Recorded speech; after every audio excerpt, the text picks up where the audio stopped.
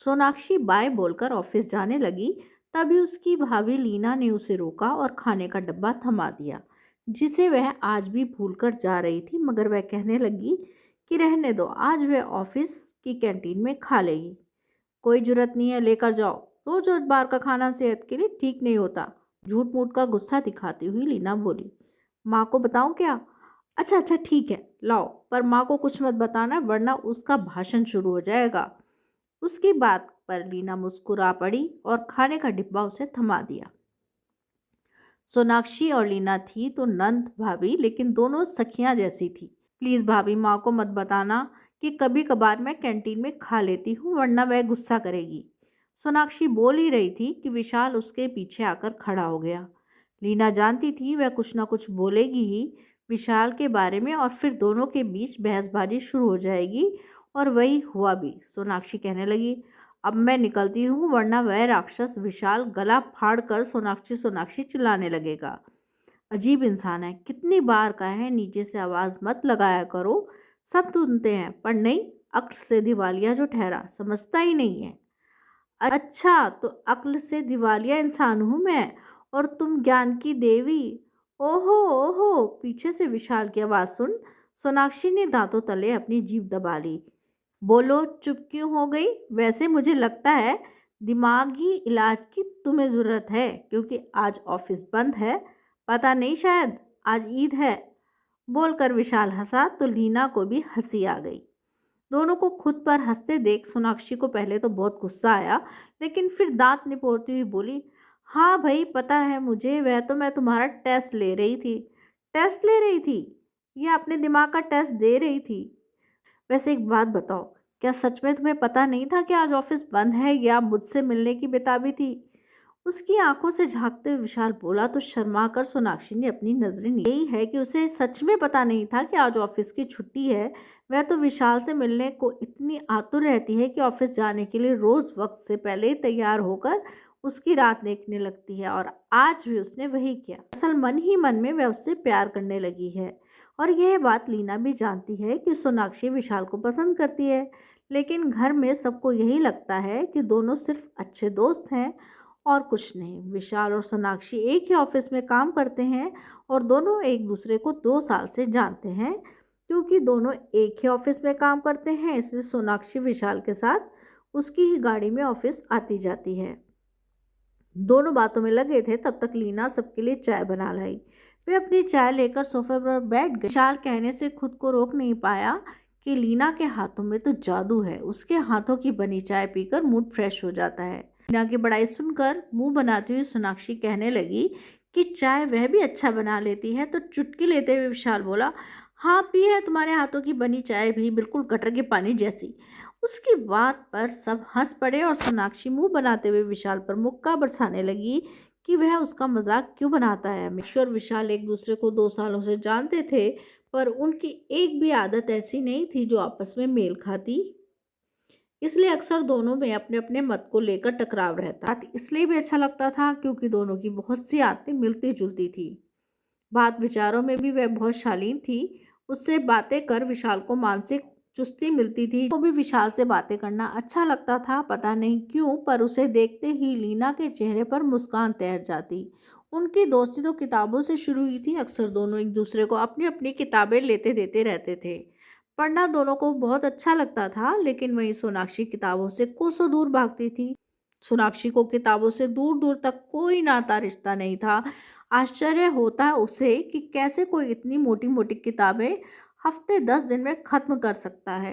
वह तो सालों तक भी एक किताब खत्म नहीं कर पाएगी।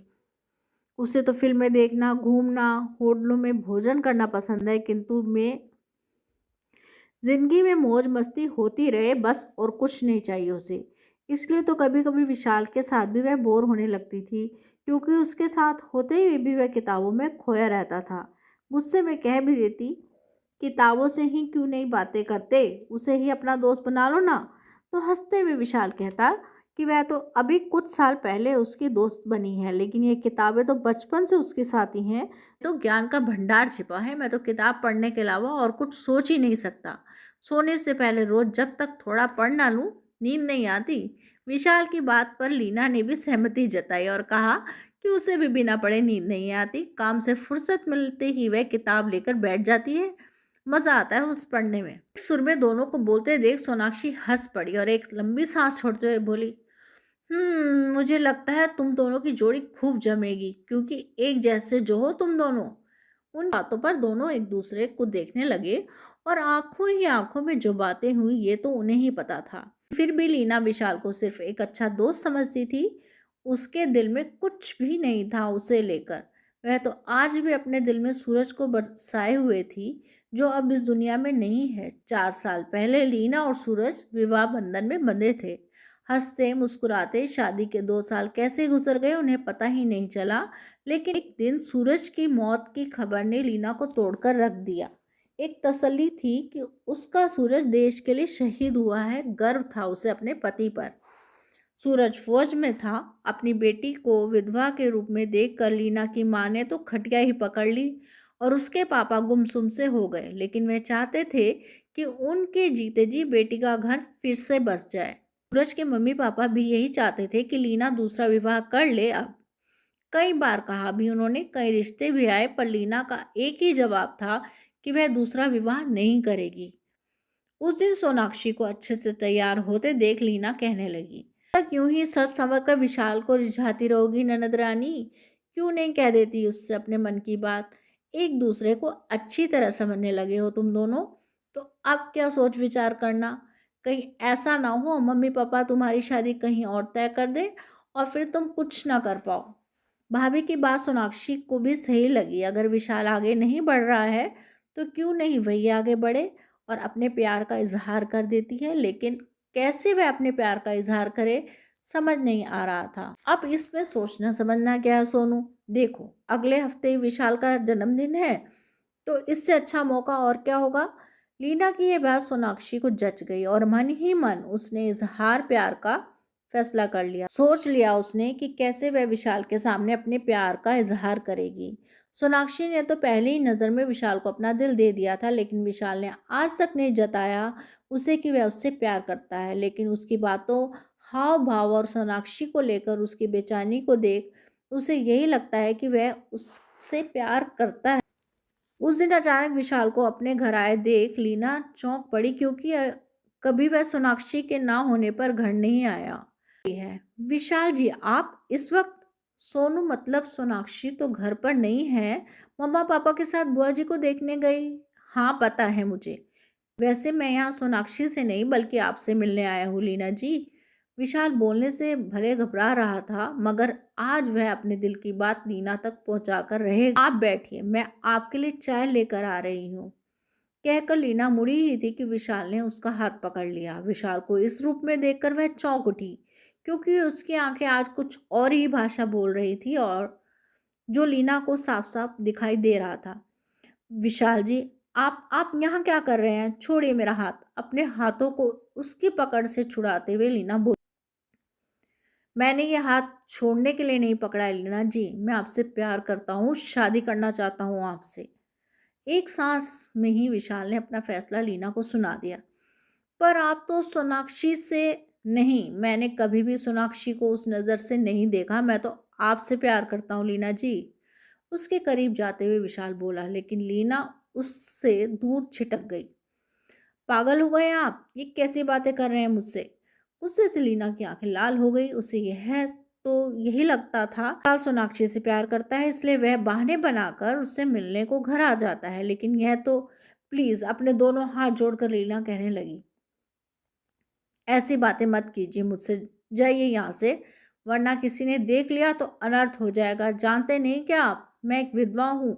यह कहकर वह जाने लगी तो विशाल ने उसे रोक लिया और उसके आसपास अपनी बलिष्ठ भुजाओं का घेरा बना लिया, जिससे वह निकल नहीं पाए।